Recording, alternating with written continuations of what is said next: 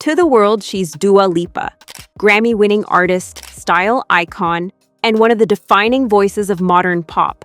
But rewind the clock, and you'll find a teenage girl in London, working restaurant shifts, recording YouTube covers in her bedroom, and dreaming big from behind a borrowed laptop. This is the untold, unfiltered story of how Dua Lipa went from an ambitious teen with a deep voice to a global music powerhouse, born into a musical home. Dua Lipa was born on August 22nd, 1995, in London, England. Her parents, Dukakjin and Anesa Lipa, were Kosovar Albanians who had moved to the UK in the early 1990s, fleeing the political unrest and instability in their homeland. Her father, a charismatic and passionate musician, was the lead singer of the rock band Oda, one of Kosovo's most popular groups in the 90s.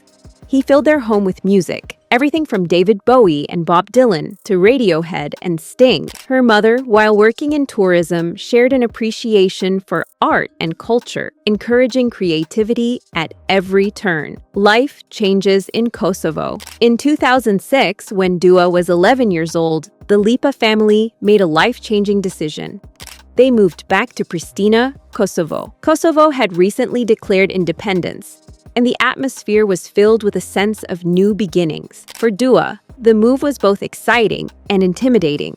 She'd grown up in London's multicultural energy, and now she was adapting to a smaller city still rebuilding after years of conflict. She attended Milton Keynes International School, which offered a mix of English and Albanian language education. It was in Kosovo that Dua started experimenting more seriously with music. She became fascinated by hip-hop, R&B, and pop. Artists like Nelly Furtado, Destiny's Child, Tupac, and Christina Aguilera filled her playlists. Her growing passion led her to start singing publicly, even if only in small school performances and at home. The risk that changed everything. By age 15, Dua was convinced she needed to be in London if she wanted a real shot at music. Most teenagers at that age are just starting high school, but Dua was making a plan to move countries, live alone, and chase her dream. With determination beyond her years, she convinced her parents to let her return to London on her own. She moved in with a family friend, enrolled at Parliament Hill School, and began taking weekend classes at the Sylvia Young Theatre School, a place famous for training stars like Amy Winehouse, Rita Ora, and Emma Bunton. Life was far from glamorous. Dua supported herself with part-time jobs, working as a hostess at a Mexican restaurant, standing at nightclub doors as a greeter, and even babysitting. Every paycheck was split between rent, basic living costs, and singing lessons, YouTube, and the first audience. At 15, Dua began uploading covers to YouTube. Armed with nothing more than a webcam and her guitar, she sang songs like Ain't No Other Man by Christina Aguilera, If I Ain't Got You by Alicia Keys' Price Tag by Jessie J. Super Duper, Love by Joss Stone. Her voice stood out deeper and more mature than most female pop hopefuls her age. Some saw it as unusual, even too low for the market, but Dua made it her signature. The covers didn't go viral overnight, but they became her portfolio. They showed industry professionals she was more than just a pretty face. She had raw talent and control over her sound. The short-lived modeling career. In her late teens, Dua signed with Next Model Management, hoping the modeling industry might give her the right contacts in music. But it came with harsh realities. She was told to lose weight, change her look, and focus on her appearance rather than her talent. At one casting, she was even told, "Don't sing, you're just here to look good." For Dua, that was unacceptable. She walked out and decided to double down on music. That rejection became fuel. She didn't want to be known for fitting into someone else's mold. She wanted to create her own, meeting the right people. In 2013, Dua's persistence paid off. Through friends, she met Ben Mawson, manager to Lana Del Rey. Mawson was struck by her confidence and vision, rare qualities for someone so young.